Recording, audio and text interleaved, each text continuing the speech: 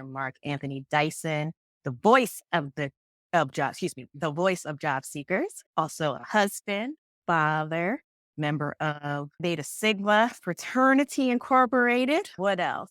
Founder, blogger, podcast host, writer, and honestly, my friend, and one of the most gracious and collaborative folks that I have met here in the talent acquisition, career coaching, HR space. So I am very happy to have you here, Mark. If you want to give a little bit more academic introduction of yourself, please do. There is no academic introduction.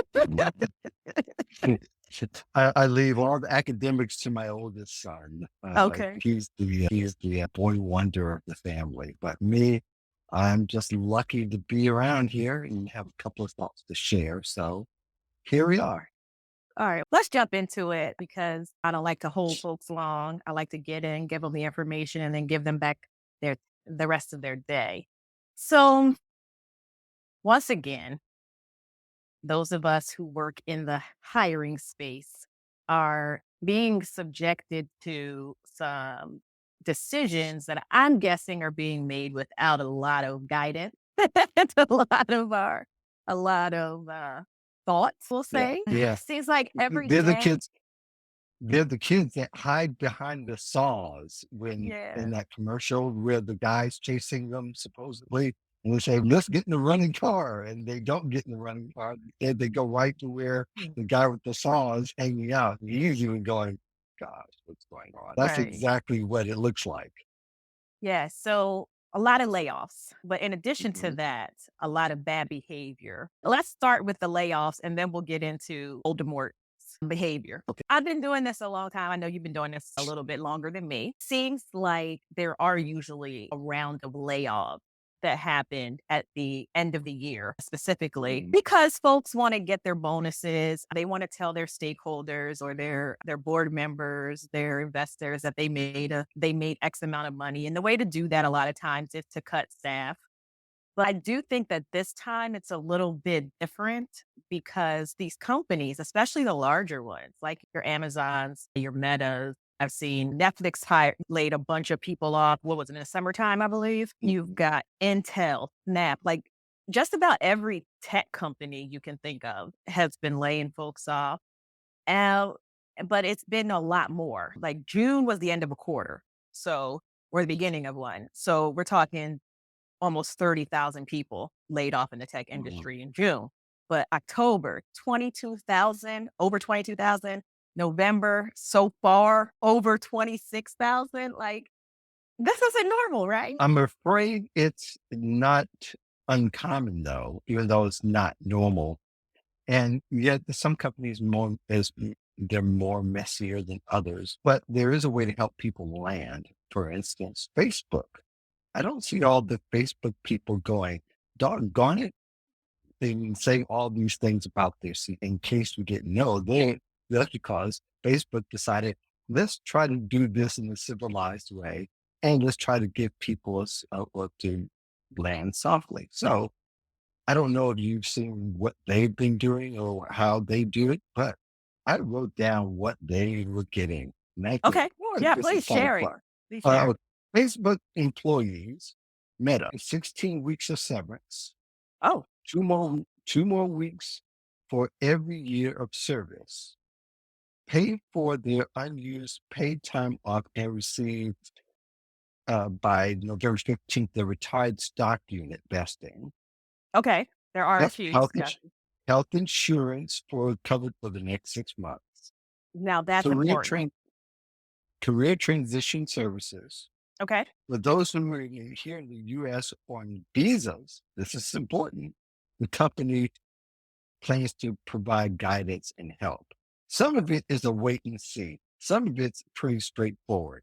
Right. And they did it in such a way where it wasn't such a volatile, I can plan. appreciate that. But what I will say, and this might be a bias coming from obviously because of my profession, but the majority of the 11,000 Meta folks were not tech workers. They were in recruiting because they're about to run into a hiring freeze. And I have seen that before, like laying off the HR people, laying off the recruiters who are a lot of times already overburdened, already overtaxed. And then the ones that remain are the ones who they have even more work than they did before. And that leads to burnout, to be quite frank, especially when you're already under resourced. And a lot of these companies are in terms of right sizing their department, like how many coordinators to recruiters, like how many HR people to recruiters. Those type of things matter. And I think that in times like these, if you have to cut headcount, not because there's different reasons for layoffs. We know this, right? Sometimes it's headcount, sometimes it's a money thing, sometimes it's a combination of both. But Yeah, and as employees, though, you do still have a responsibility and to act like an adult to some great yeah, degree, and you have to be that way online. And understand, just because you leave the company and you don't like their policies, doesn't mean you still should start to vent online, because it walks a very fine line. Because for some companies, you signed that little disclosure deal not to mhm, disclose and all that. And under certain layoff guide, they can look at it as you saying something defamatory against the company. And right, should you put it out there in the whole social world, people who engage with that particular content could be used as witnesses. So you gotta be kind of careful in what you say. And sometimes, even though you may not agree and it may not have been the best environment, you still have to be careful in what you put out there, because also other companies are looking at that and may see your activity and say, that could happen to any company. We get that part. And between the recessions of the last 15 years, out of all of those, employers can look at your timeline and your social interactions and see how you're going to act if it should happen to, or should I say, when it happens to them too. So all that to say is, it could be tough out there, but don't make it tougher for yourself as a job seeker. When you become one, that there should be some hurdles that you'll need to jump, and that may be one of them. okay. For you see, there's a question here from Philadelphia. Hey, Maurice. He wants to know: are these layoffs? Is that a result of not only the economy but jobs turning into automated call centers? That is a great question, and that is one of mystery. There are companies that are doing or letting go people in preparation or in view of a recession coming, or a few may even say that a recession is here based on what they consider a recession is. Because everybody doesn't see a recession the same way that anybody else does. Some industry look at it as an opportunity, others are going to look at it, we've got to cut back. And tech companies have been copycat companies pretty much. What one does, all the other ones tend to follow. So when what bunch of them make an announcement saying we see it coming, so these other companies, maybe we should cut back too, and they end up doing the same thing if they feel like it's going to be a hurdle that they will have a harder time to climb over. And like you said, all that thing about the board of advisors and just having overhired, overreach because other companies were overreaching too in hiring. We had the situation at hand, not knowing exactly what kind of recession is going to hit yet at this particular time. In other recessions, housing markets were affected. The last one we had back in 2020, the hotel and other industries like that were affected. And to some degree, the housing market is affected for some, but not for others. So we can argue how it's all going to manifest itself. But all in all, I think it is, yeah, people who see the economy, they start to count their pennies, and it makes it really difficult for everybody to go through when everybody has to go through it. Okay, so I hear that, but again, like we're talking about companies that saw record profit, like extreme. But lost record money. I'm not excusing companies that get one, but Facebook, Meta, Mhm, whatever you want to call it, yeah. lost billions and billions of dollars at the bar. So they reported. Okay. Now, we don't know if it was just sitting there in the bank collecting interest or if it was actually a functional billions and billions of dollars that took them away from the operations of whatever they're considering. Nobody's not looking into it right now. Right now, we'll keep that, we'll hold that right there. But all in all, they're looking at those billions of dollars, something that has been collateral damage. Okay. All right. I'm going to let that part go because I do appreciate you bringing the numbers, like bringing the facts, especially on when it comes to how Meta is, like you said, being they're doing a layoff, I believe, in the right way. But let's stay with your comment about not making, about a job. You're going to potentially be a job seeker at some point, whether Mhm. by choice or by someone else choosing for you. To say, don't make it tougher for yourself when you become a job seeker. Let's stay there for just a bit. Okay. Now, we know, like you said, you don't want to be posting things online that are negative. You don't want to be doing X, Y, and Z. But in some ways, do you think that there's a way to give balanced reviews, including the negativity, that doesn't put a bad mark on your record, so to speak, or doesn't make you look like a someone who's going to go into the applicant tracking system as a do not hire? Yes. Okay. Lord knows you had to mention applicant tracking system. All of you guys who are writing resumes will just hold on for a moment because I know you all want to jump in there how you can write to beat the ATS. We're We don't not talk. here for that. Look. We don't. When you Beating the mentioned it, ATS is brutal in I'm Live. just saying this We is don't not that talk kind of about no party. such thing as beating the ATS. Stop it. I'm saying this is not that kind of party. No. But the issue is how do you become a viable candidate Yes. at the time and how you can stand out. One of the things is social. And what I mean is, and I mean, for a writer like me, I love the drama of people saying things bad about companies. So I can Yeah. go back and stir up trouble with it. I love it. It's like gossip. That's why you're friends with Yeah. me. Yeah, that's my person. I Yeah. love that part of it. But realistically, you have to think how would this fare in looking at you? At least maybe give it a little bit more time than to come Okay. out right away and grind the axe because that's what employers are going to begin to look at. Now, people can save tweets, they can photograph it so you think you can delete it later and all that. You got to understand what you put out there could be saved forever. Right. So you got to think about what that's going to look like later on. I think there are ways that you can do it. And I think you don't have to necessarily do it on grass doorway. You can say things without saying that to besmirch the company that you used to work for. And saying it, you can say in a general way, like a lot of people do, they can, people can get the point and say, our employers are treating people this way. And if you know someone really well, then you can link them to the company or not. But all in all, I think a lot of us talk about our collective experiences, where there is a pattern of behavior that can be called out, and we can put the blames where it all is. And thanks for agreeing, Maurice, in that sense.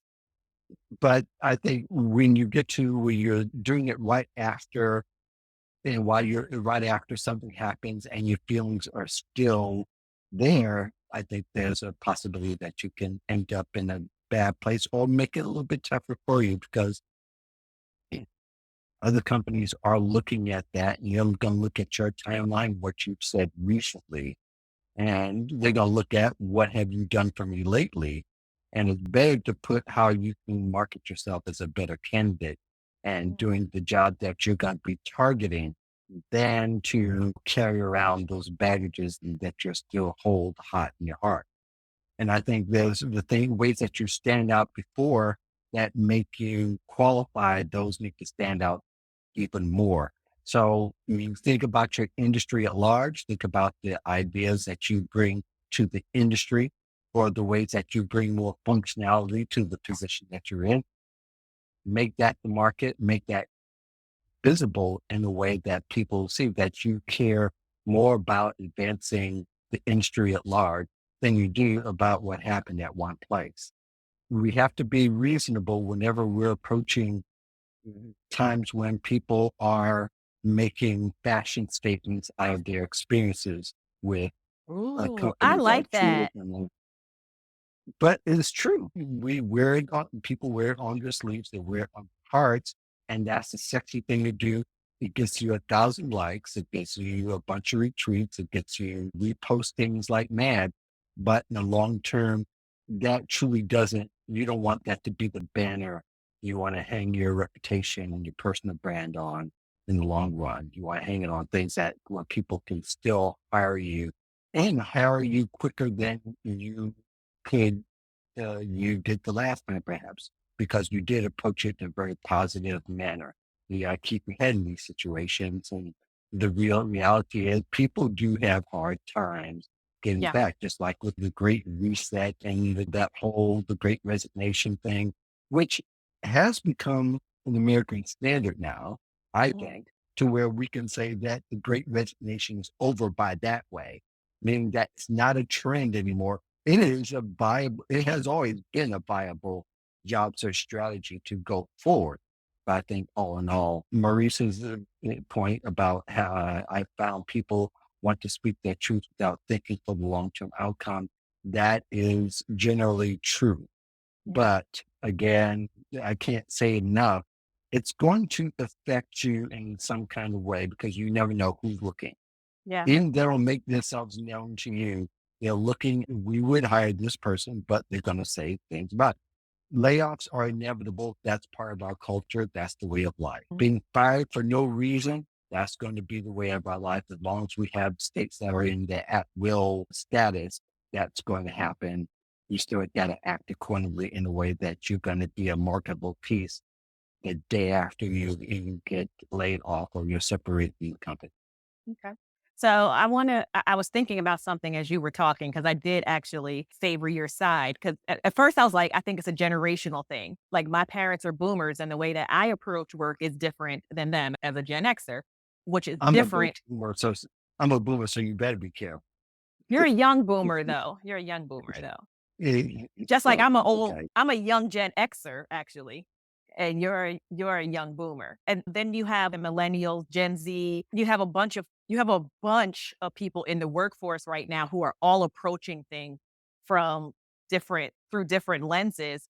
And so I was like, it works for them. Like you said, wearing it on your sleeve sometimes that gets you attention at a minimum. And what do they say? There's no such thing as bad press. It's the more people say your name, the more things are going to happen.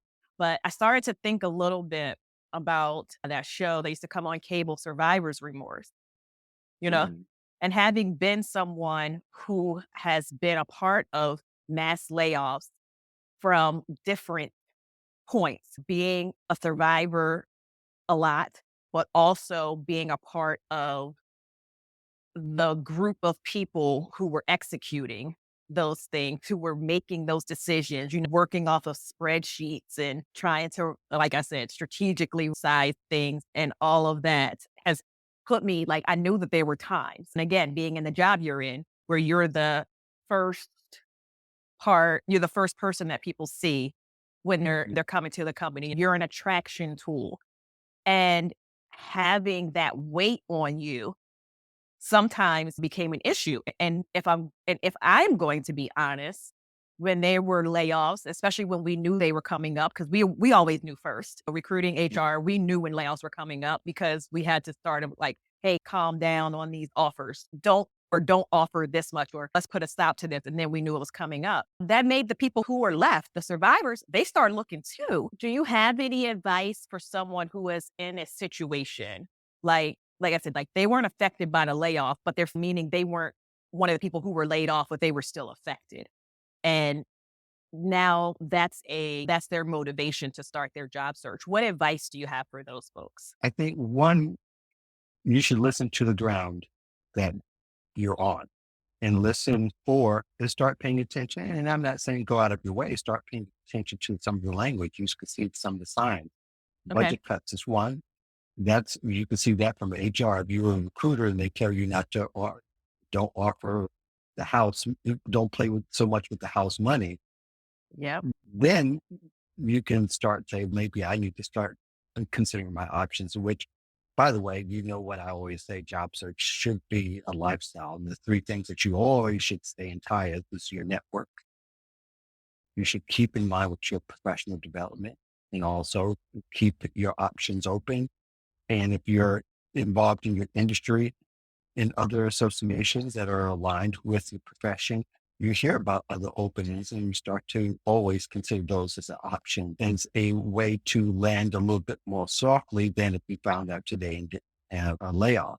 So those kind of things are going to be really important to consider. So that way, again, the time will be a lot shorter for layoffs and nothing you do to prevent it, but you should definitely start looking at other opportunities. Secondly, you should start getting your packets together and start looking at your handbooks and your manuals and whatever it has and look at see what's going to happen with your benefits and what benefits you need to start to build an extra shelter for and others that you may need to compensate for financially. It doesn't hurt to hire somebody who's a financial advisor in those Oh, particular instances so that you can have your finances in order somewhat, even if it's just a one-off.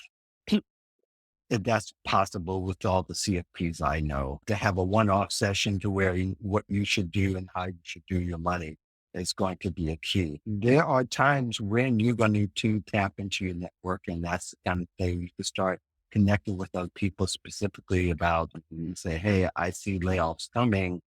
Or is there a bridge to somewhere as opposed to nowhere? And consider that aspect of it. And three, look at how what your trajectory is, if that's possible, in the sense that how marketable are you to go out as is right now, the career oh, development piece, in the sense that you need to start connecting. One thing about those who are in tech, you have a bunch of tech conferences that you connect to. It's good to invest in those and go to those. Afrotech, I think, is one of the most recent ones, started and ended recently, or might yeah. It was. still I be think going it's still on. going on. Yeah. Yeah. So you want to, if you miss the conference, get those available tapes, not tapes. I call them tapes. I'm so old, but get, try to get the transcripts and of course, whatever you can get of the broadcast and see if you can go ahead and make that transition to finding out what it's going to take for you to be more marketable. Okay. But having said that, when you got some stuff that's coming on, those are networking opportunities. If Yeah. anything, go for the networking. It is worth the price of admission. Having done conferences in recent years, it's worth to go networking because you make those connections there and you make those connections for your life. Yeah. Absolutely. Absolutely. All right. So we're at two. We're almost at the half an hour mark, and I want us to have a little bit. Oh. Let's see. Sarah says she's having major Afrotech 2022 FOMO seeing all the Right. shares. I'm not even in tech industry, but I love it. I have written, if you look up, I wrote for a client on ripplematch.com. If you put in Ripple Match, Mark Anthony Dyson, you might Okay. be able to find that article where I wrote about the 10 conferences people of color can go to. And I mentioned several Black, Latino, Indian, lesbian, I'm sorry, LGBT conferences that you all can attend specifically and go to and hook up with, or at least you could start to join some of those communities where there are things that are going on. A lot of them do have LinkedIn pages you can get on or Facebook pages and start to connect with people before you get those conferences. That's really a great way to start connecting, start planning for next year as well. But you got to keep the iron, those three tenets and those irons hot Yeah. when you're in a job, because those are also the hardest to get going once you get laid off, because you go through those waves, those emotional waves, those doubts, those fears, the lack of faith. You start to even sometimes doubt your abilities, and that can happen to anyone Yeah. that you want to be able to have a softer landing place for yourself. Yeah, and there's going to be so this is the last point I'm going to make because that is Mhm. a good point, and I think that's especially with folks that I talk to who are in the job market because of a layoff, who felt unprepared. And a lot of times, a lot of layoffs, not necessarily the mass ones, but even some of them, they are a surprise to the Yeah. general employee population. But I also think like there has to be some time to build your confidence back up to start feeling good about that. When you have something, do you think it'll be an adverse impact on those folks who they have these packages and they're great? Like that's great. Mm. Then, at some point they're going to start looking for a job again, but then you've got employed people. And we're going to be honest, it's easier for employed people to get a job than it is for folks who are in between. I think it's changed slightly, that it's not as bad as it used to be. Okay. 2011, 2009 to 11, it was rough. And you had the employment bias that was right there front and center. Oh, you still And got it kept employment right. bias. You still got employment bias, but employers are much more understanding with the pandemic recession that happened. That's still so close and fresh in memory that it won't be as bad for a lot of people. However, there are companies, and you can dig deep into Twitter like I do. I have Hootsuite and I have all these Windows open keywords and things like that. There are the dopies who still think that, oh, it's going to be so bad for you and it's gloom and doom. And you don't pay attention to those. The most important thing is if you can get a referral, if you can get one, that increases your chances. Yeah. It doesn't necessarily land you in the right spot, but if you can get several referrals, if you can get into several conversations, you may have to be as bold as, and I do recommend this, is to start to call some of the C-suite and start, if you're connected to some of them, they will at least pass you down to someone True. and somebody of relevant.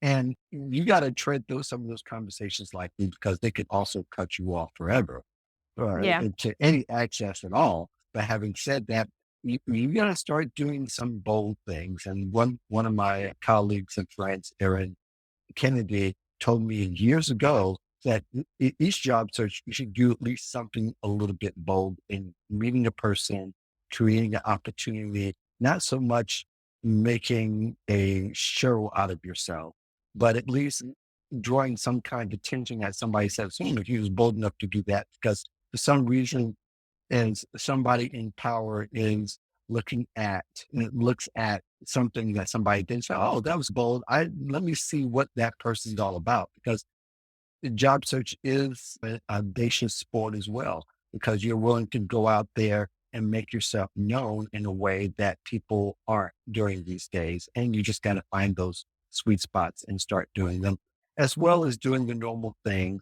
Yeah, I wouldn't say spend so much time on your resume. I do say spend more time talking to people and meeting people and connecting with them in a way. Also, be helpful to other job seekers.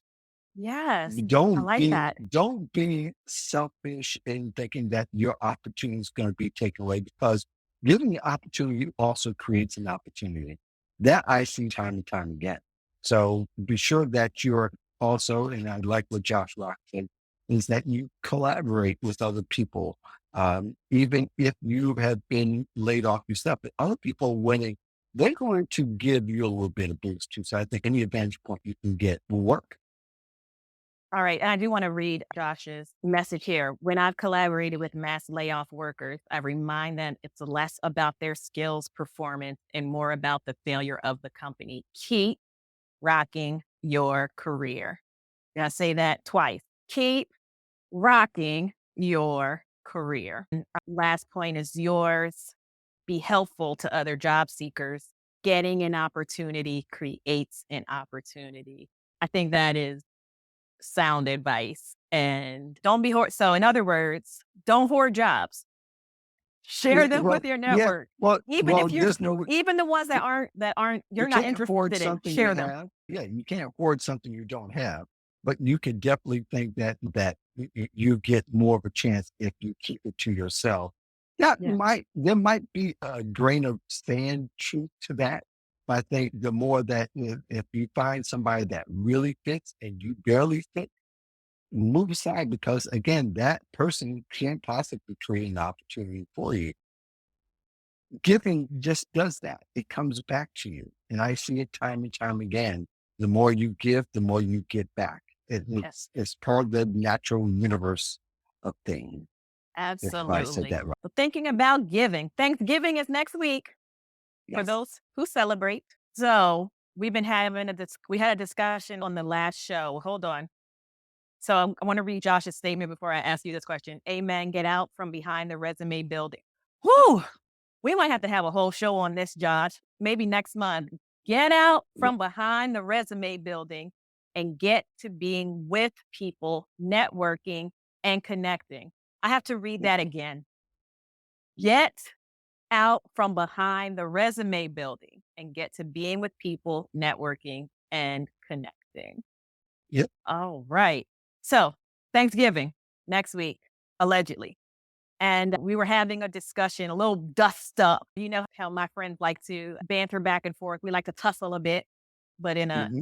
in a sweet and Simple kind way. way. Yeah, in a sweet and Yeah. kind way. So we were having a pumpkin pie versus sweet potato pie discussion, and I think it's appropriate for Thanksgiving. Which one? Are you team pumpkin or team sweet potato? Team sweet potato. Okay. Although, yeah, I think in both cases, there's so much sugar in both of them. Oh Golly. man. Pumpkin, I think there's much more of a attempt to make it sweeter. Uh-huh. And I've had both. Okay. And I've had both, but team sweet potato is more of a preference and it's much more delicious personally. Okay. Grits. Does sugar go on grits? I lived in areas where it happened in both. I lived in Tampa, Florida. It was team sugar. When I came here to Chicago, it was a little bit of sugar, but also it was butter and salt as well. Okay. So I don't do either. I don't eat grits. Oh, I retired grits to its grave like I retired rice to its grave for so a when lot you of different did eat reasons. grit, what did you put on your grit? Sugar? It was Did you butter. put It sugar on was your grit? butter. I put butter and I put pepper Okay. and maybe a smidget of sea salt.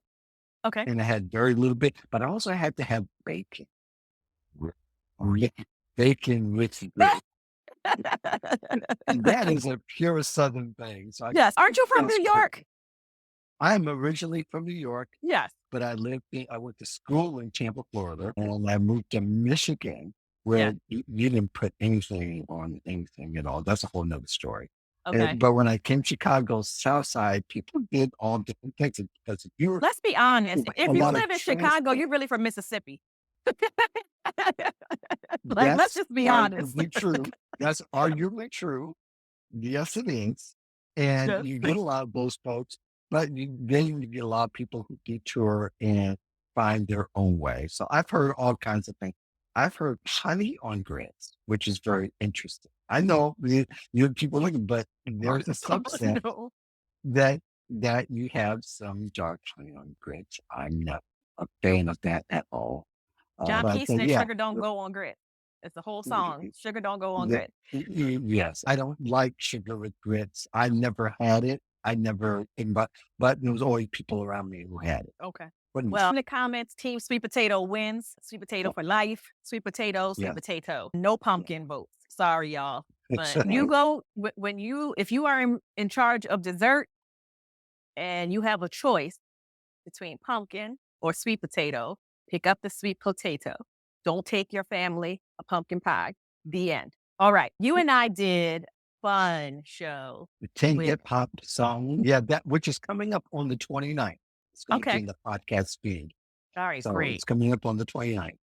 Okay, so we did a fun show about hip hop songs for your job Mhm. search, but Mhm. I always ask my guests, what is that song that say you're below the line this day and you need a pick me up. What's that song that every time you turn it on, what's your go-to song to get you right? Let's see.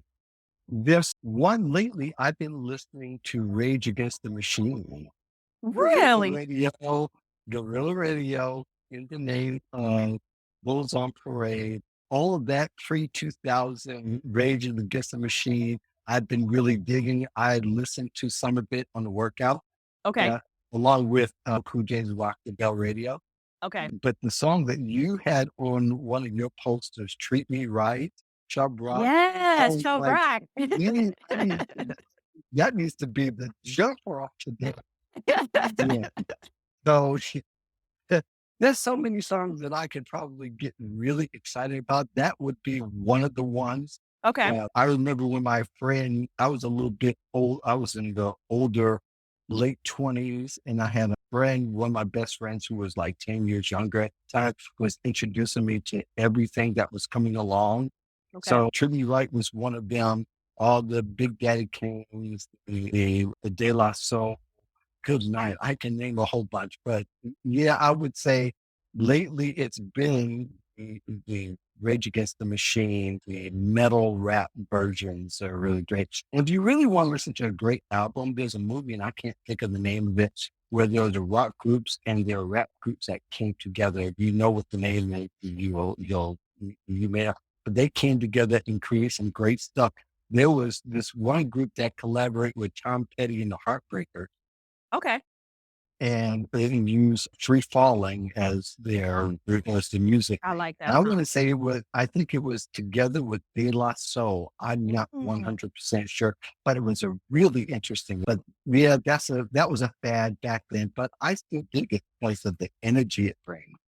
Okay. So You that's see me. our friend Sarah Trolling, Marvin Sapp said never would have made it without sugar. She's talking about grit. She's the only she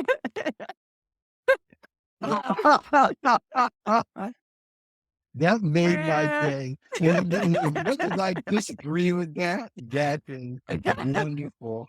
I feel like I feel I like love it. I feel like the intro Marvin Sapp said never would have made it needs to be added to every lexicon to make a point. So congratulations, Sarah. We are adding that. Yeah, OG hip hop respect. All right. And yeah, then great. whew, last question. What is the best career advice you didn't take?